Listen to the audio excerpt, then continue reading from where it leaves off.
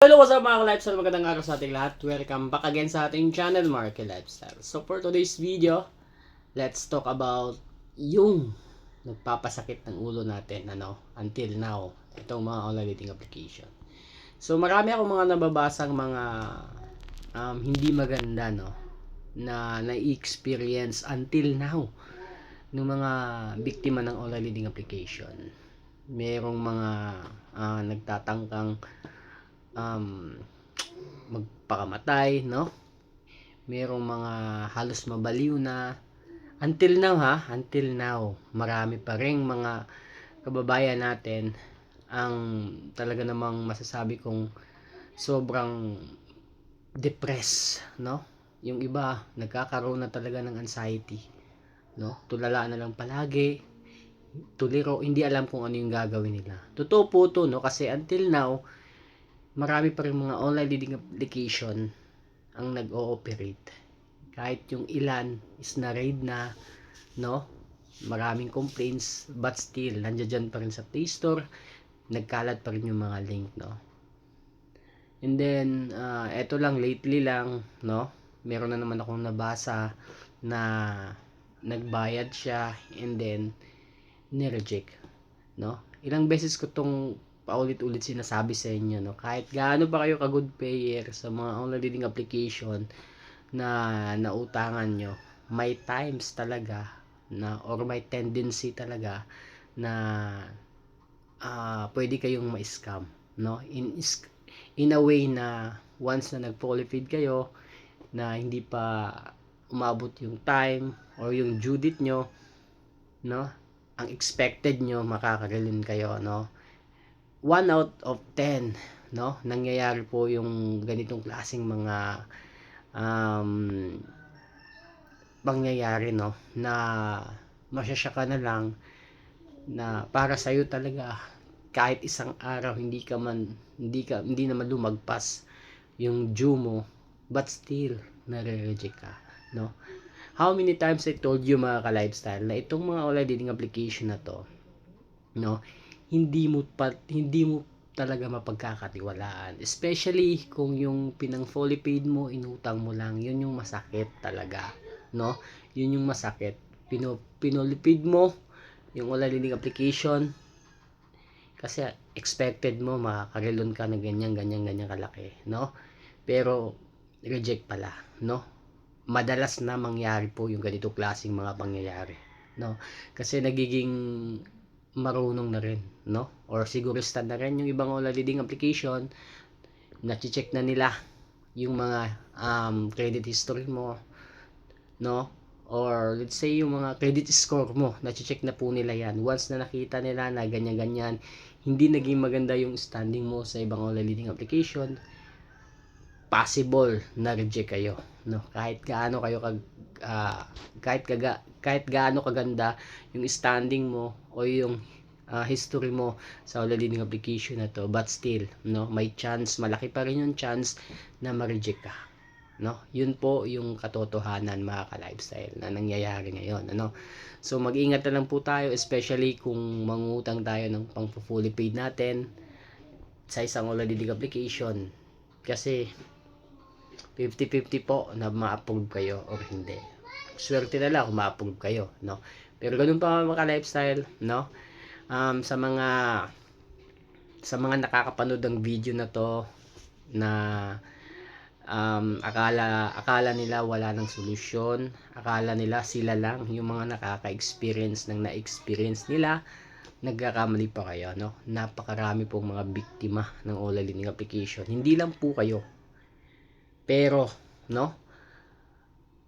nakalagpasan po nilang lahat, nalagpasan po nila, nakamove on na po sila, wala naman po tayong dapat ikabahala, kasi unang-una pag chinek po ng NBI or ng SEC or anumang mga ahensya ng gobyerno itong mga online dating application, meron po mga paglabag silang ginagawa. Kaya hindi na po sila nag-a-attempt na magsampa ng kaso doon sa mga borrowers na sobrang lalaki na ng utang sa kanila. Nakailang relo na, 10, 11. Hindi na po nila hahabulin yung mga ganyan. Kasi unang-una, bawing-bawi na rin po yung mga all-leading application na yan. No? So, again, sa mga biktima ng all-leading application na natatakot sa mga pagbabanta, sa mga summon, demand letter na posibleng ma-receive nyo, hindi po yan totoo, no? Ako hindi po talaga ako magsasawang gumawa ng ganitong klase mga video, ulit-ulitin yung mga information na or threat na binabato sa mga borrowers na ako na mismo nagsasabi na wala pong katotohanan, no? Malabo po na mangyari yung mga pinagsasabi nila o yung mga nare-receive yung mga threat galing sa mga ganyang klaseng mga kumpanya, no? So again, in the end of the day, nasa sa inyo pa rin yan if maniniwala kayo or hindi, no? Sa sinasabi ko. Ako, nagpapatunay lang ako na pinuprove ko lang sa inyo na ako minsan yung mga na-experience nyo ngayon more than that times 2, times 3, ganyan sobra pa, no? So again, yung mga ganyang klaseng mga problema hindi naman dapat yan pinagtutuunan ng pansin. Meron mas malaki nga yung problema ng Pilipinas kaysa dyan, ano? Kaya pwede mo nang isang tabi yan, mga ganyan. Ngayon, kung meron ka ng sapat na pera, once again, pwede mo nang balikan yan, ano? As long as nandiyan dyan yung SIM card mo, ma-open mo yan. Hindi yan mawawala yung accounts mo, yung loan mo, hindi yan mawawala. Nandiyan dyan lang yan, no? Pero hanggang dyan lang po yan. Walang pagkakakulong, walang barangay, walang visitation, walang gamit na pwedeng hakutin, no? Walang ganun mga ka-lifestyle. Walang salvage, wala pong ganun, no? Walang pagkakatanggal sa trabaho dahil sa ganyang utang, no? Wala pong ganyan. Then wala pong ano dawag dito, walang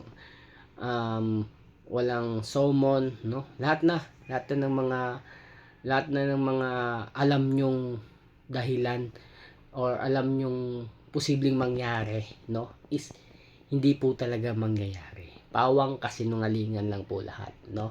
So I hope maliwanag po itong video na to, no, and then I hope lumawak pa or kumalat pa itong video na to para at least dun sa mga talagang sobrang problemado na mapanoodin ang video na to.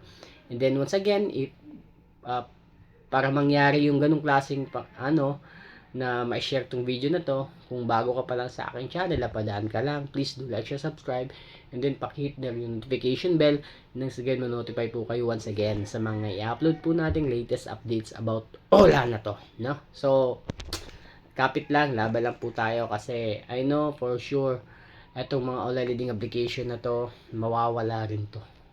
Kasi ito yung kumbaga ito talaga yung pinaka rason kung bakit ang daming mga na-stress, no? Halos mabaliw, no? So laban lang po tayo kasi hanggang diyan lang po talaga yan, no? Hanggang diyan lang, wag po kayong matakot, wag po kayong mag-alala. Switch SIM card kayo kung ayaw niyo ma-stress, no?